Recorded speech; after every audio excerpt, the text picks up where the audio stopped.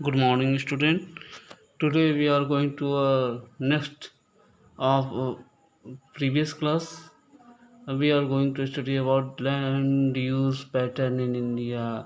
मतलब कि हम पढ़ने चल रहे हैं कि land Is pattern the use first India part में of कैसे है, जैसे use of geography, land social different. science, resource and development. Now let us start.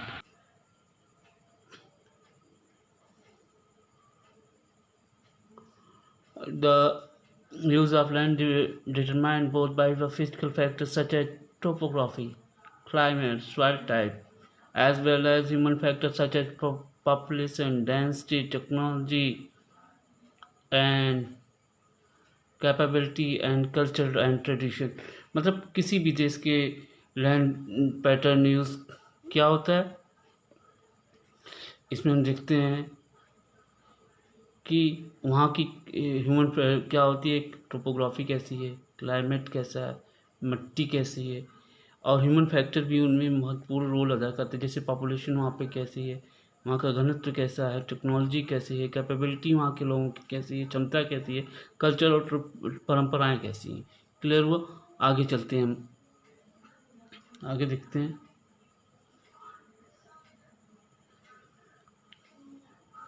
General use of category. Clear है बेटा. देखेंगे इसमें से फॉरेस्ट पे कितना है, नीला वाला पार्ट आपका. बैरन एंड अनकल्चर लैंड, ये आपका. Area under the non agriculture use, ये है आपका. Permanent pasture and grazing land आपका, ये part. Area under the mice, ये क्लियर हो रहा. तो ये पार्ट आपके एक जोग्राफी का एक चार जगह इसके अंतर्गत ये सारी चीज़ें लैंड यूज दिया गया हुआ. अब देखेंगे total geographical area 3.28 million square kilometre. हमारा क्षेत्रफल कितना मीटर, 3.2 मिलियन स्क्वायर किलोमीटर. फिर से देखेंगे 3.2 million square kilometre. And land use data however it is available 93% of total land geographical area, because the land use reporting for the most of north state except Assam had not been done fully. मतलब कि ये जबकि report है तब असम में ये कार्य निरीक्षण या पर्यवेक्षण का काम नहीं हो पाया था. Moreover some areas of Jammu Kashmir occupied the Pakistan and China and also had been not been surveyed. और इसके बाद भी इसमें जो जम्मू कश्मीर का कुछ हिस्सा ऑक्यूपाई पाकिस्तान और चाइना द्वारा है, वो भी इसमें सर्वे में नहीं शामिल हैं. आगे देखेंगे the land under the permanent pasture also decreased. मतलब कि जो परमानेंट आई चीज़ें परमानेंट पास्चर हैं,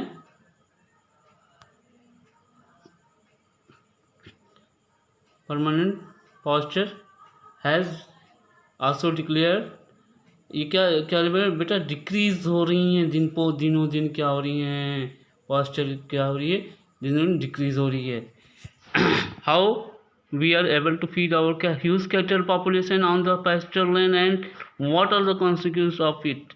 Most of other than current fallows lands are either poor quality or cost of cultivation of such is land is very high. Hence these land are cultivated once or twice about 2 or 3 years. If they are included the net sown areas percentage in NSA, Indian comes about 54% of total reporting area. The pattern of net sowing areas vary greatly from state to another. It is over 80% of total area of Punjab and Haryana, less than. मतलब कि अगर हम total net sown area देखते हैं हमारे कितने क्षेत्रों पे बुआई हुई है, तो सबसे ज़्यादा क्षेत्र में बुआई करने वाला राज्य क्या है बेटा, 2 राज्य हैं, हरियाणा और पंजाब. और सबसे कम क्षेत्रों में अरुणाचल प्रदेश, मिजोरम, मणिपुर, अंडमान निकोबार आइलैंड आएंगे. आगे चलते हैं, हम देखेंगे forest area in country for lower than the desired.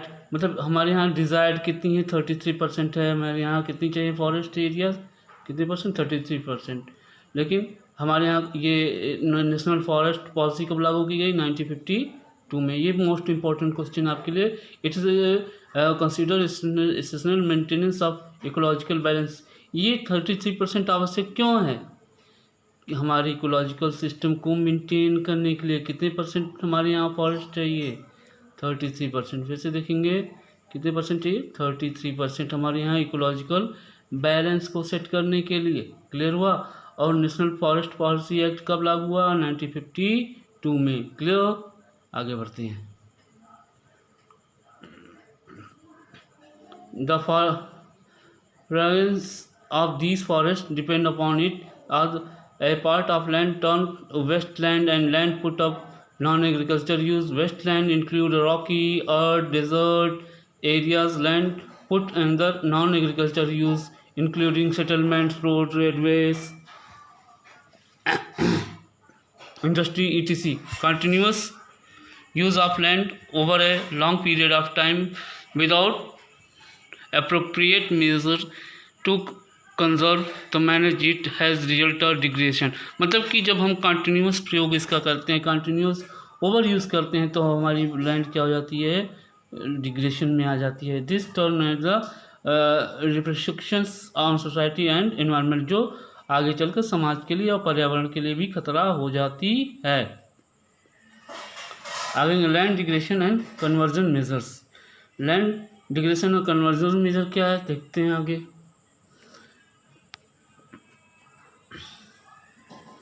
We have we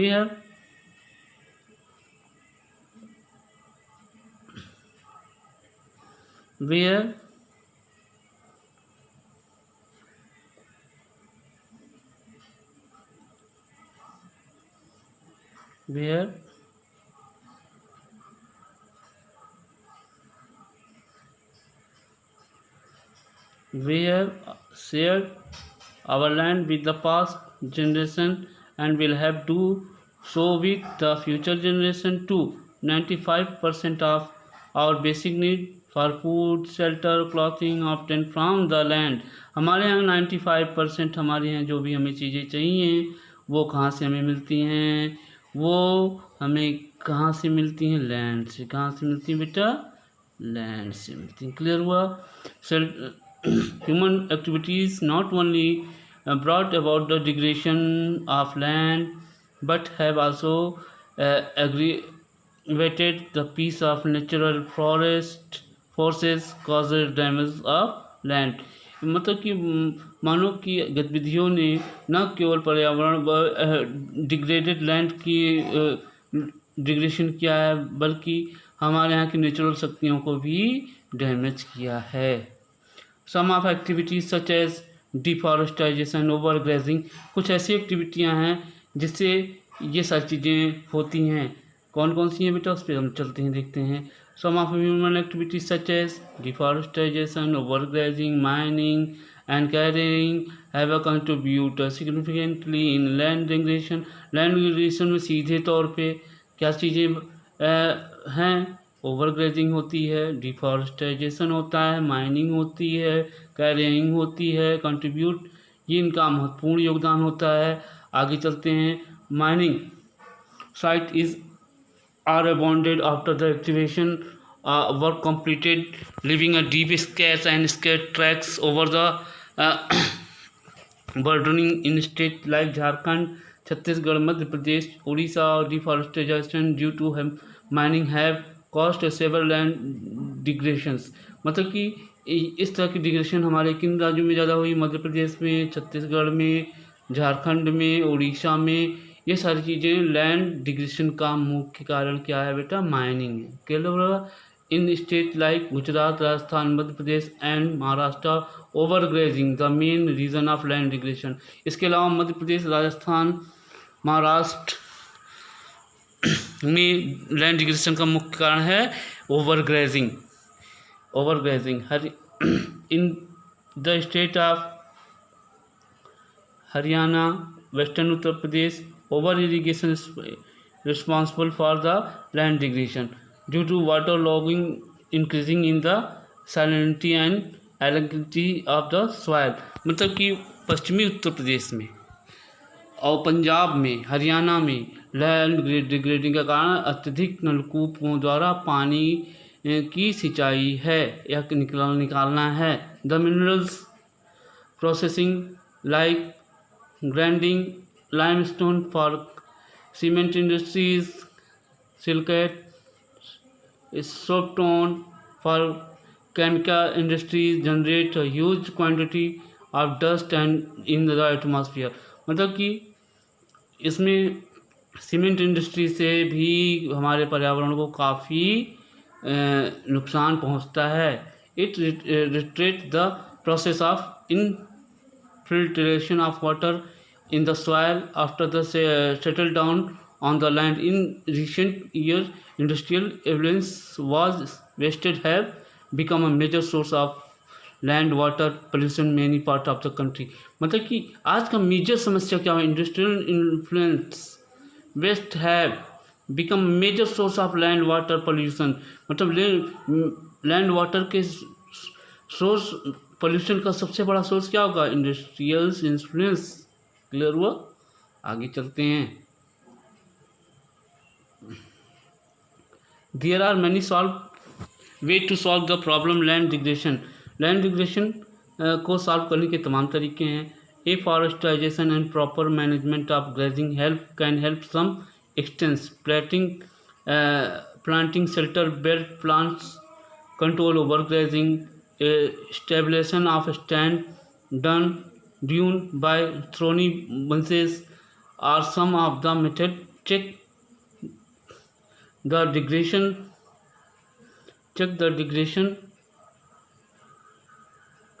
of earth areas, proper management wastelands, control mining activity, proper discharge, disposal in industries, influence the wastage of after treatment, reduce land water